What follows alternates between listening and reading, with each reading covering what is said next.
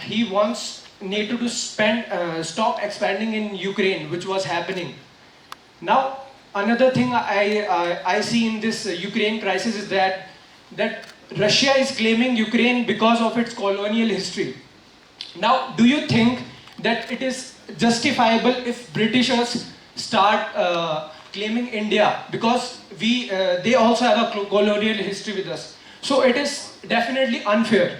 So I think that the claims that that Russia made are totally wrong, because present expansionism cannot be explained by past colonialism.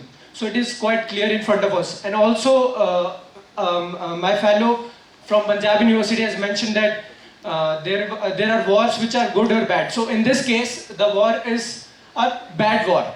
Now let me explain what is a good war or bad war. If anti-war sentiments are already happening in your country, so how can a leader go totally against another country or start a war with another country? Now the same thing is happening in Russia, that anti-war sentiments have been grown in the country. So the leader is not stopping. He's sending his troops to Ukraine and starting the war.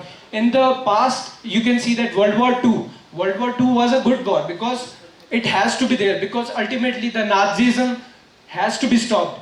So I think that the war which Russia is fighting with Ukraine is a kind of a bad war, and it should not happen. In the end, I would conclude by saying what Atal Bihari Vajpayee said in his speech, and I quote, that we can change our friends, but not neighbors. So, ladies and gentlemen, in this case, ultimately the fight needs to stop, and they need to be at peace. Thank you.